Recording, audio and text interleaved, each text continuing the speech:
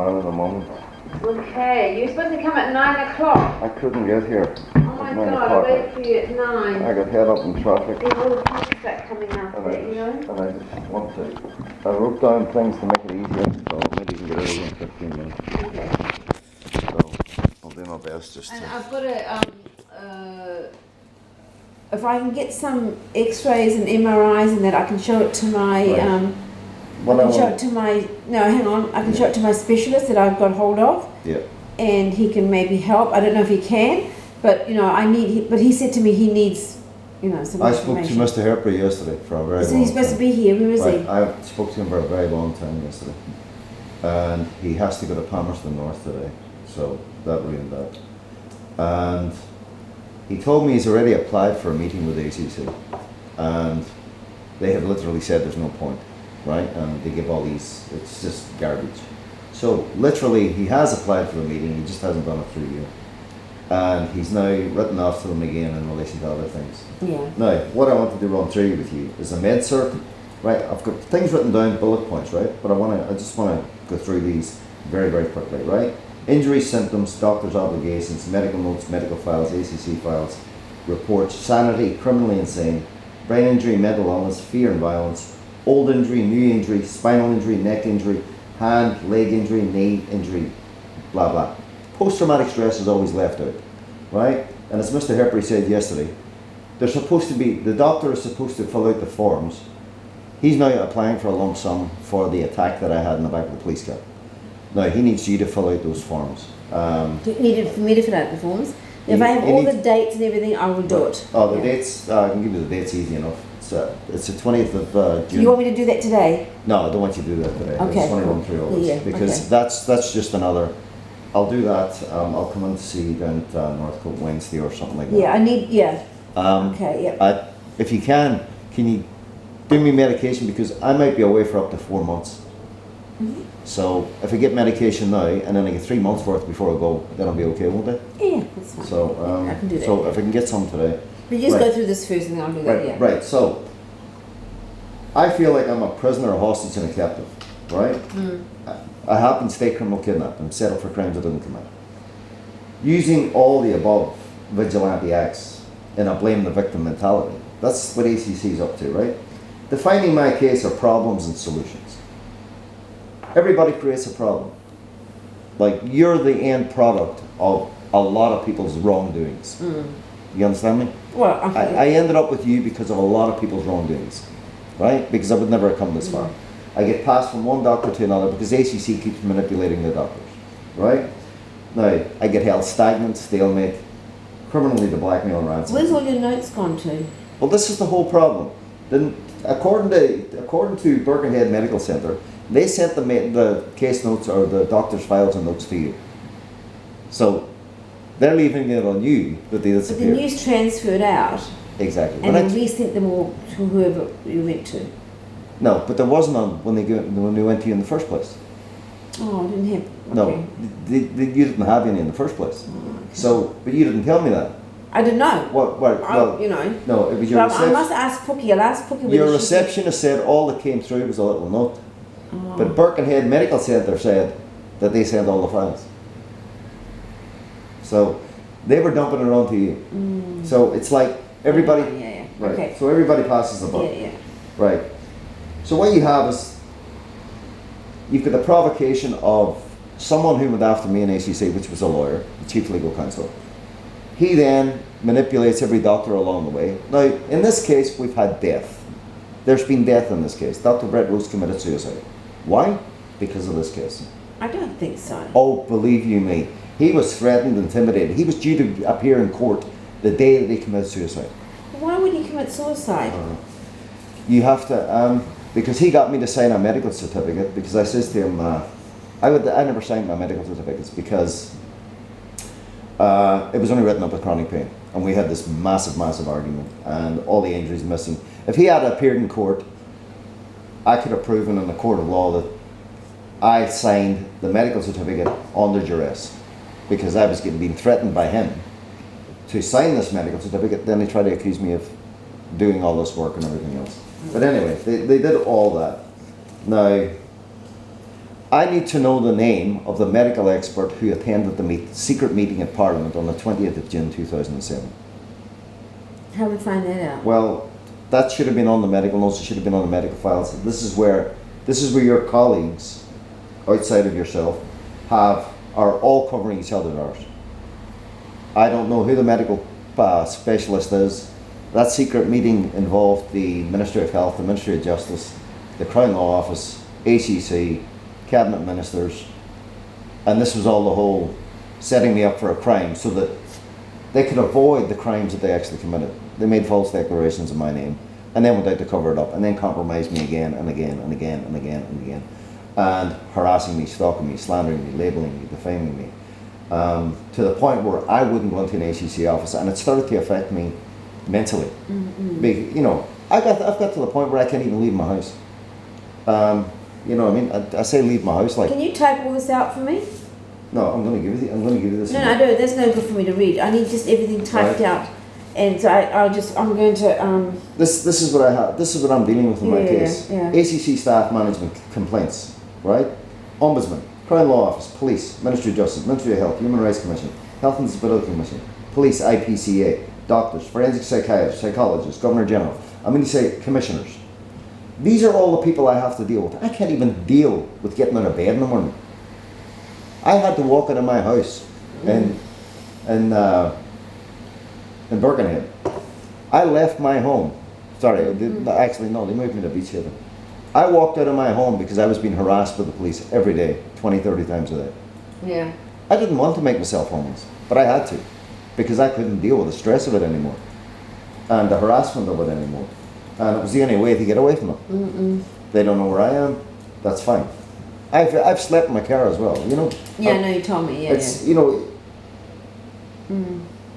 Housing New Zealand put my rent up by, I think it was $150 more than they should have been charging me, and that was the other problem. They were trying to price me out of my home as well. So, you know, there was just everything was a conflict. All involved are just involved in what I class as criminality. And it's just, you know, you feel like crying, but you have to hold yourself together. You can't walk because your back's gone. You fill out a new medical certificate for my back. Every time I redo this injury, you fill out a new medical certificate or new medical report. And ACC accepts it. But when I claim about the post-traumatic stress, the threats, the intimidation, the violence, having me state criminal kidnapped, the harassment, having me pepper sprayed in cells. So this, your advocate, is he going to have a meeting with ACC regarding all this? Oh yeah. Okay. Right. Okay. Well, you see, this is the whole point. Yeah. It's like, okay, you have no idea. Now here's a problem I have with medical experts. When ACC made the false declaration of my name, Gerard McGreevy, the person who made the false declaration, claimed I had a brain injury, claimed I had a mental illness, claimed I'd made threats to kill. There was no threats of any kind, there was no brain injury, there was no mental illness. Anybody who knows me would have known that. But Dr. Bob Large of the pain clinic, I'm sure you know him. Well, you know of him. Right, well he's left the pain clinic. He retired. He prescribed me a tablet called Prozac for chronic pain. Now, back then there was no computers where you could just go and look it up. What's Prozac for? Brain injury, mental illness, someone who's insane or criminally insane. He prescribed me medication without ever knowing me or diagnosing me or even listening to any of the facts. People like him have covered it all up again and again and again. But that's why my case was driven the way it was driven. I went on Prozac, I was on it one day, and I absolutely freaked out. excuse me, yeah. Dr. Patel? Good. Yeah. Oh, I didn't know. Did you tell me that? Oh, sorry. I probably got busy. What's the date of birth? Okay, what do you want me to do? Hang on. What's the date of birth? Oh, hang on. I was too busy and I think I just got your name up. Sidwa. Okay, so Sidwa, who's that?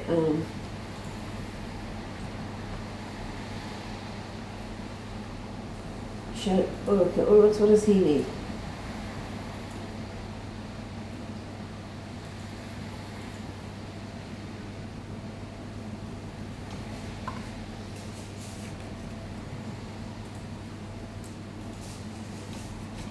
So what do you need for Rook? So has he got his inhalers?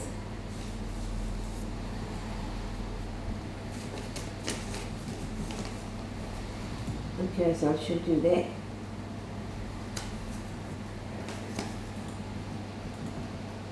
And Roshad.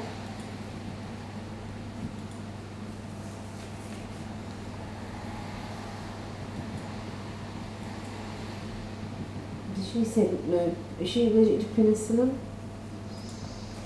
She's allergic to sulfur. Okay. Yeah. Okay, I'll say it. No, just give it to me again. Hang on.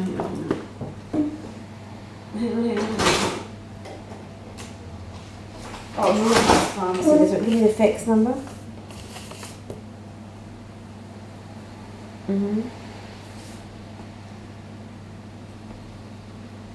10 Millhouse Pharmacy 5357010.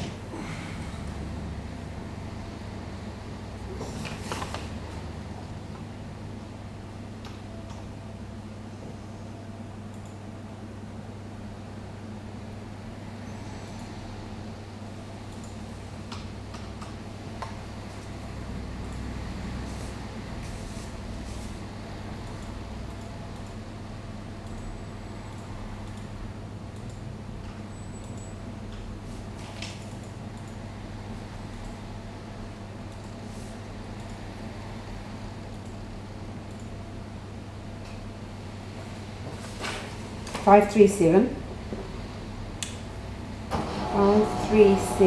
1010, right? 557.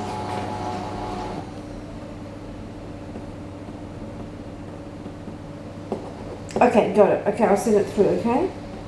Okay, bye. I just don't think that anybody has any real concept or reality of what's going on in this case. Yeah. And you know, what they're trying to do is they're committing crimes and then they're trying to turn them into civil matters. Yeah. And then they're trying to have me done away with and gotten rid of maliciously. You know, they're carrying out misfeasance in public office. They're wanting to spoon feed me. Like, you're giving me a year's medical certificate. The problem I have with you giving me a year's medical certificate is that none of I've never ever given anyone and I've given it to you, but that's because they asked me to do it, you know? That's the whole point. They want, you said to me, they just want to pay me. Yeah, they just want to pay you out, But that's the whole point. I've been defrauded of 20% plus of my income for every time. So what they're actually doing is admitting they're not going to rehabilitate. They're admitting they're not going to do anything. Right? You see, that's the criminality involved in this case, because they know where they've driven this to. Then you've got them that's causing more injuries. Is your advocate strong enough to fight this? He hasn't got the money to fight. It would cost millions to put McGreevy behind bars, and it would probably put every minister behind bar as well, because they're all involved in this collaboration and conspiring. It's all about fear and violence. So what's your advocate going to do? Do you understand the concept of sanity and insanity? Yeah, I do, but I'm just saying... So once you start that sanity and insanity against the victim, and the victim is telling the medical experts of exactly what's going on, how it started, everything else, and none of that has been written into the medical report. When a forensic psychiatrist says to a victim, Reese Tapsell says to me, I'm not a lawyer. I says, you don't need to be a lawyer. You just need to write up the facts of what's taken place in this case. I then had a Queen's Counsel investigation. They wanted me to go back and see Reese Tapsell. I said, not a chance. I said, because if he stuffed it up the first time, how is he going to fix what he's already stuffed up? He can't fix it. Someone else has to step in. But this is where the problem is, because I having conflict with, if I go on to speak my mind with a GP, that then creates this animosity, and you can never overcome that. You end up having to go to one, to the other, to the other, to the other. When GPs go away on holiday and you see another GP, ACC sends them off all this garbage trying to manipulate the situation. They do it all the time. So the GPs end up being the meat and sandwich between But the victim can't get anywhere because you don't control what the victim's entitled to or what the victim's not entitled to. You only control what ACC. You can only control what ACC offers as a way forward. But ACC is sending him down a path to psychiatrists, no brain injury, no mental illness, no threats to kill, and all the injuries are left to the one side. They're only attacking my sanity, singling me out, isolating me, alienating me, putting security guards outside my medical appointments. That's a God's honest truth. They used to do that.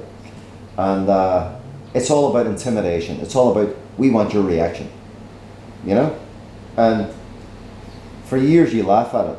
Then it's... How long has this been going on for? This has been going on now for 17 years.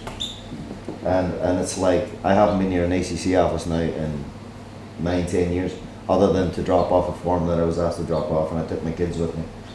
I didn't speak 2 words. I just asked them to photocopy it. That was it. You know?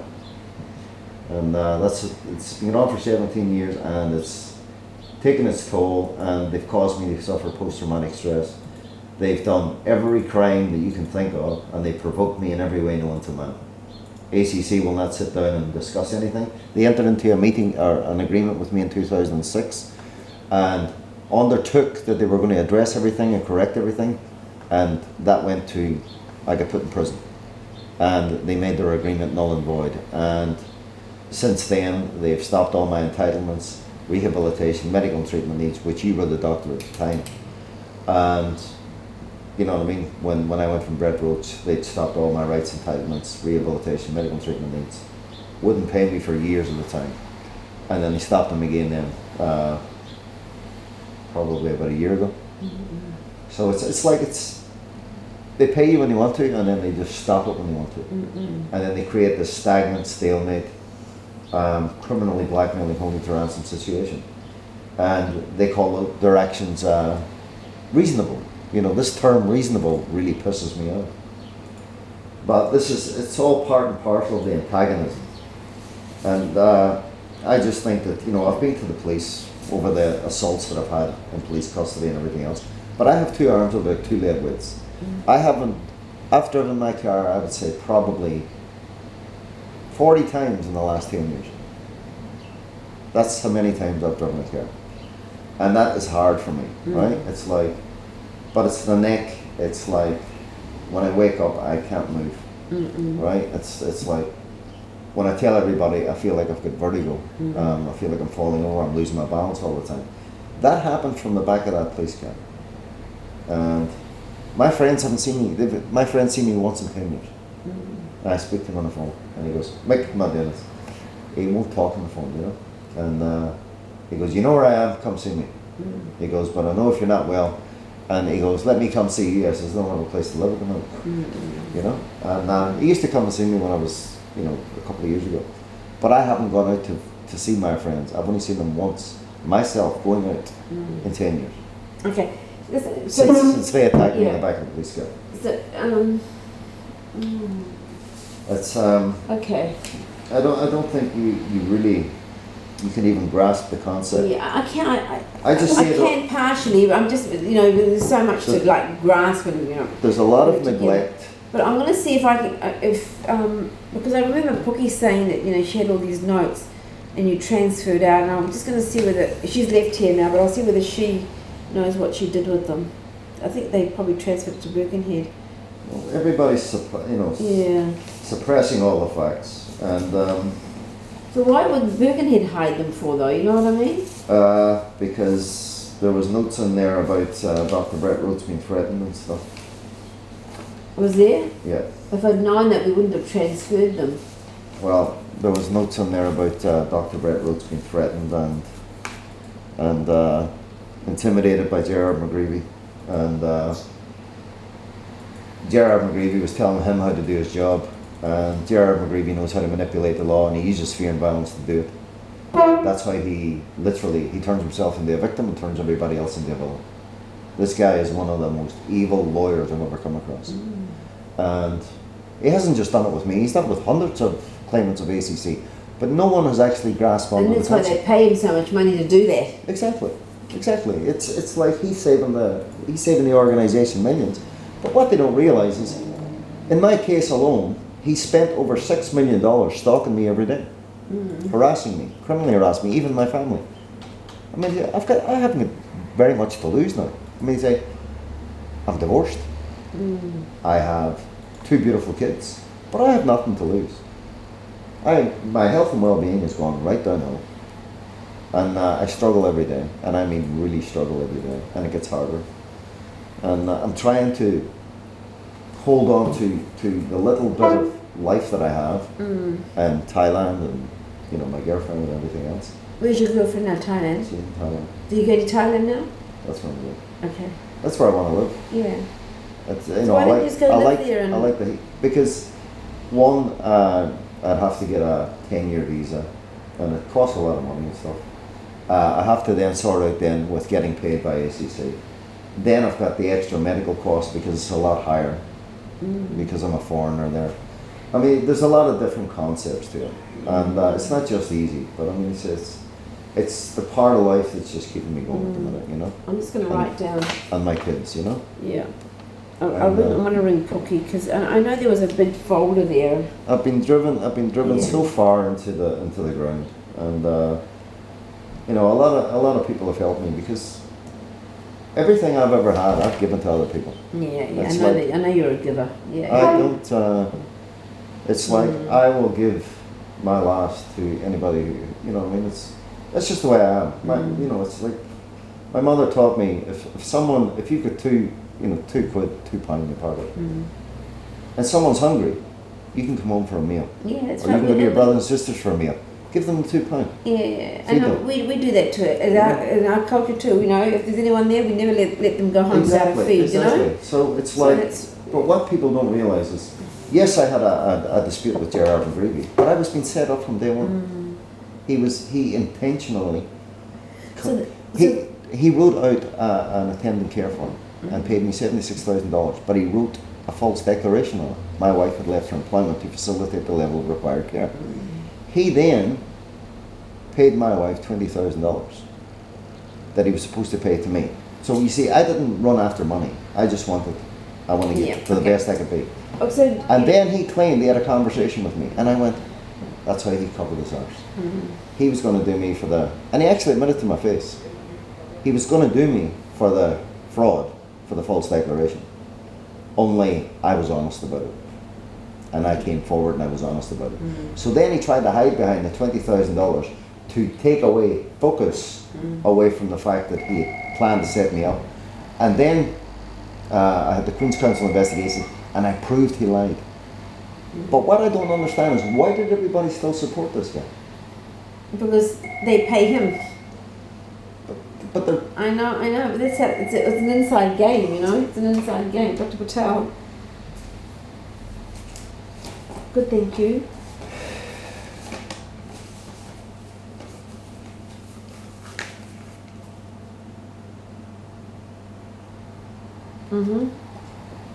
What's your date of birth?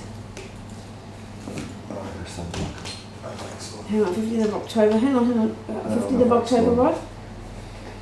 Okay, I'll leave it at the counter, okay? Okay, bye-bye. Sorry, it's just my second morning. Okay, so so do you want me to keep that? I'll let you keep these. I mean, so there's no problem. But I'd rather you type them all up and then, you know.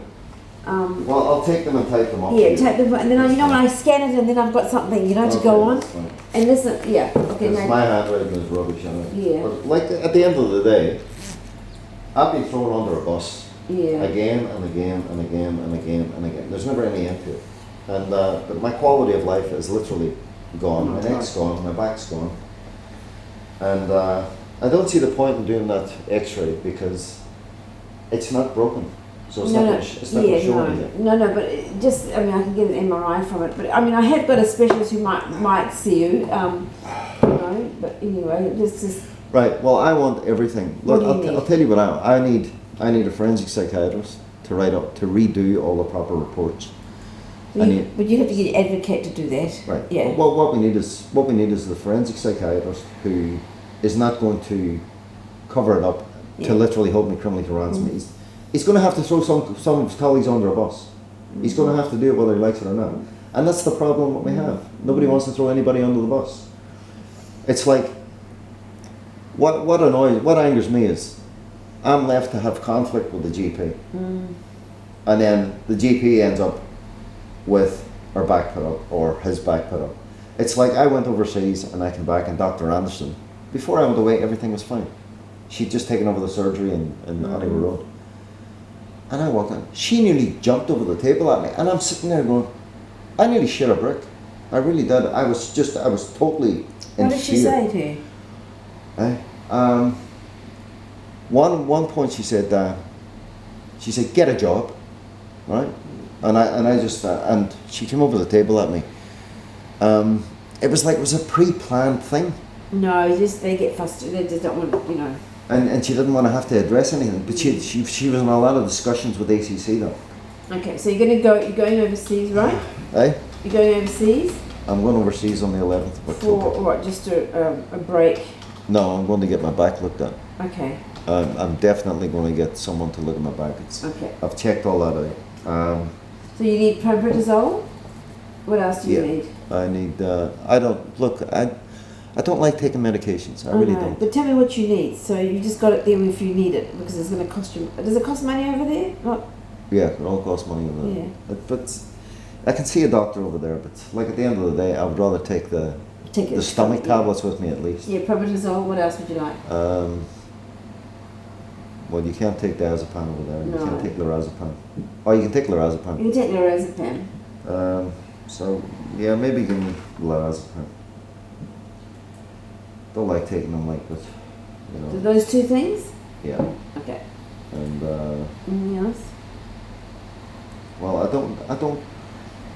I was taking what do you call it for about 10 years? What's the name of it? Citropram, you know? Do you want to take some of that? I think I should. Okay. Okay. So you've got pramiprazole, citalopram, lorazepam, and pantoprazole. Okay. Because if I'm going to go there and try and relax and I think I should start the medication, and just try and relax. And get yourself sorted over there, you know. Well, I'm trying to. Because maybe that's your chance of getting better, you know. This is me all the time. You've got no idea. It's like I'm like that at home. Yeah. It's like you think you're a what do they call it? You know when you've got Hunchback of Notre Dame. No, it's not that. It's just it's like everything's pulling and you're like that and you're trying to talk to somebody. It's like, you know, you get this nervous disposition. Yeah. It's like that all the time. So can you imagine when I'm trying to drive them like this?